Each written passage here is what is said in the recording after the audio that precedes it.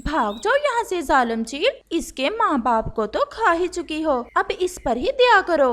और चील के दिल में भी पता नहीं क्या आता है कि उसे छोड़कर वहाँ से चली जाती है।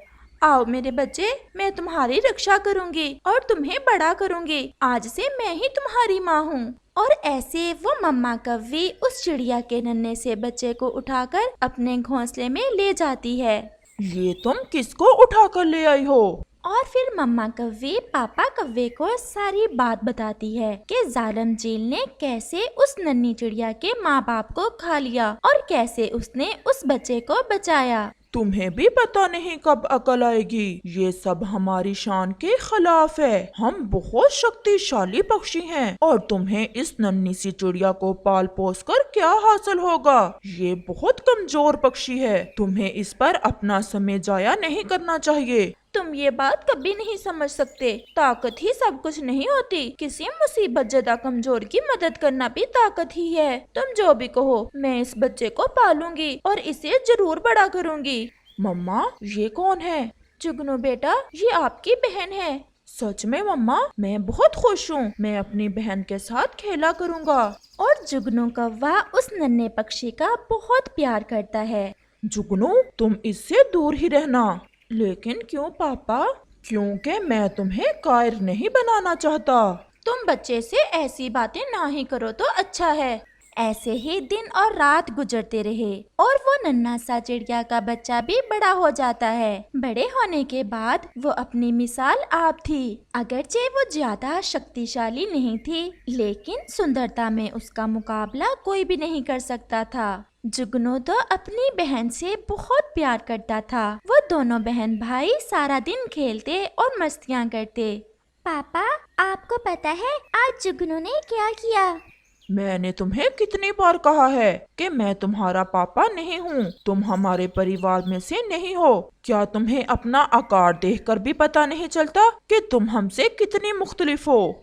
और मीनू बेचारी परेशान होकर बैठ जाती है। उसे ये समझ नहीं आता कि उसका पापा हमेशा उससे ऐसे गुस्से में क्यों बात करता है। मम्मा कव्वी जो पास में ही बैठी थी, जल्दी से मीनू चिड़िया के पास आती है और उसे अपने गले लगा लेती है।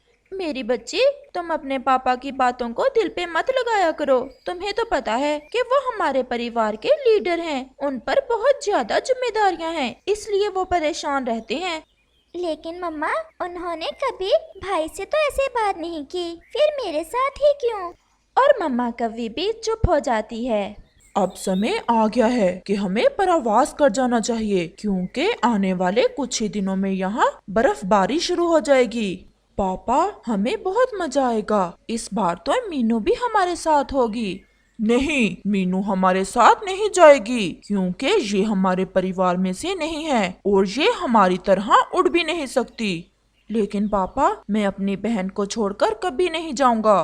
तुम ऐसी फजूल में बातें ना करो। मैं नहीं चाहता कि इस छोटी चिड़िया को हमारे साथ देखकर कोई हमारा मजाक उड़ाए और वो रास्ते में आने वाली मुश्किलात का हमारे साथ मुकाबला भी नहीं कर सकती, क्योंकि वो एक कमजोर पक्षी है।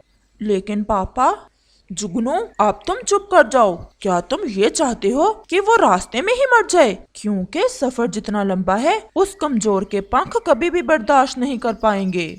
मम्मा कव्वी जुगनू कव्वे को चुप करवा देती है, क्योंकि उसे भी इस बात का अंदाजा तो होता है कि मीनू उस सफर की मुश्किलात का सामना नहीं कर पाएगी। लेकिन वो दुखी भी बहुत ज्यादा होती है, क्योंकि उसने जुगनू और मीनू में कभी फर्क नहीं समझा था। लेकिन वो मीनू को खोना भी नहीं चाहती थी। ऐसे ही रात हो जाती है। मीनू बेटा, आपको पता है ना कि हम कल जा रहे हैं? हाँ मम्मा, मैं बहुत खुश हूँ। जुगनू भैया बता रहे थे कि वहाँ बहुत मजा आता है। मीनू, मैं तुमसे कुछ कहना चाहती हूँ। बेटा, तुम हमारे साथ नहीं जा सकती। लेकिन क्यों मम्मा? मुझे पता है ऐसा पापा ने कहा होगा। आप भी मुझे अपने परिवार का हिस्सा नहीं समझती? नहीं मेरी जान, ऐसी बात नहीं है। तो फिर आपने ऐसा क्यों कहा? और मीनू चिड़िया जोर जोर से रोना शुरू कर देती है। जुगनू कौवा जो के सोने की एक्टिंग कर रहा था, वो भी रोने लग जाता है। अच्छा चुप कर जाओ। और मम्मा कव्वी दोनों को प्यार के साथ सुला देती है और खुद सारी रात जाकर गुजारती है। अगली सुबह जब मीनू की आंख खुली तो घोंसले में कोई भी ना था। मीनू चिड़िया पागलों की तरह सबको ढूंढती है लेकिन नाकाम होकर वापस आ जाती है। मम्मा ने भी मुझे अपना नहीं समझा, लेकिन मैं उनके परिवार में से ही हूँ। मैं उनसे अलग नहीं हूँ। मैं हिम्मत नहीं हारूंगी। मैं उनके पीछे जरूर जाऊंगी और साबित करूंगी कि मैं कमजोर नहीं हूँ। मीनू चिड़िया अपने अंदर प्रतिबद्धता करके सफर शुरू करती है। रास्ते में उसे एक तोता मिलता है जो बहुत उदास बैठा था। वो उसके पास ही बैठ जाती है। तोते भाई, आप ऐसे क्यों बैठे हो? क्या बताऊं तुम्हें कि मैं कितना दुखी हूँ। मेरी माँ मर गई है और मेरे बाप ने दूसरी शादी कर ली है। नहीं, मम्मा मुझे जरा भी पसंद नहीं करती। सारा काम भी मुझसे करवाती है और खाने के समय मुझे घर से निकाल देती है।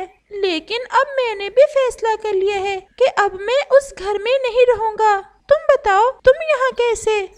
और मीनू चिड़िया अपनी सारी कहानी उस तोते को बताती है। तोता भी इस बात से हैरान होता है कि मीनू कहीं से भी कौवा नहीं लगती। फिर ये खुद को कौवा क्यों कह रही है?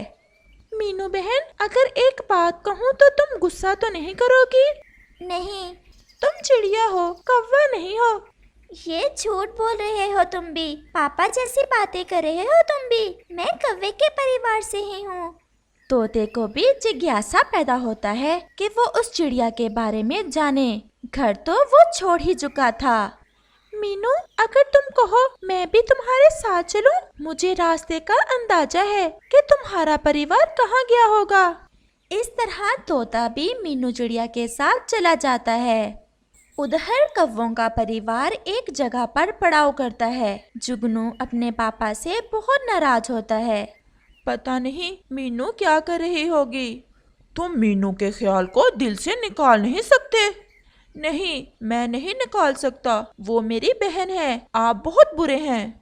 जुगनू ऐसे कहता हुआ वहाँ से थोड़ा दूर चला जाता है, इस बात से बेखबर कि वहाँ एक खौफनाक सांप की बिल थी। जुगनू उस बिल में जाकर बैठ जाता है। अब तुम जाओ उसके पीछे, कहीं वो ज्यादा दूर न चला जाए। और पापा कौवा उसके पीछे जाता है और जुगनू को आवाजें देता है, लेकिन जुगनू की कहीं से भी आवाज नहीं आती। अचानक से पापा कौवे की सांप के बिल पर नजर पड़ती है। पापा कौवे के पैरों के नीचे से तो जमीन ही निकल जाती है। पीछे से मम्मा कौवी भी आ जाती है। मम्मा कौवी का तो रो रो कर बुरा हाल था।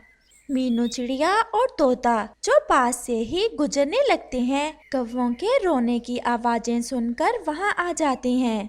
मम्मा, क्या हुआ? मीनू, तुम यहाँ कैसे?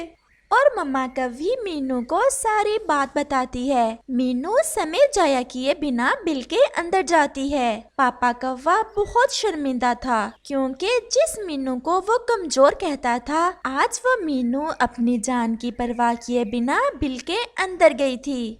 सांप जो कि जुगनू को खाने ही वाला था, मीनू जाकर उसकी आंखों पर अपनी तेज चोंच से वार करती है और उसे अंधा कर देती है और जुगनू को लेकर बाहर आ जाती है। बाहर मम्मा कौवा और पापा कौवा जो कि हौसला छोड़े बैठे थे कि अब जुगनू और मीनू कभी बाहर नहीं आएंगे, उन्हें देख हैरान हो जाते हैं। पापा कौवे की आंखों से आंसू थे कि रुकने का नाम नहीं ले रहे थे। मीनू मेरी बच्ची, मुझे माफ कर देना। तुम हमारे परिवार से ही हो और तुम हमेशा हमारे साथ ही रहोगी। और तोता ये सब देखकर और भी हैरान हो जाता है। उसके बाद मीनू चिड़िया तोते को भी अपने साथ ही रख लेती है और वो सब हंसी खुशी का जीवन बिताने लगते हैं।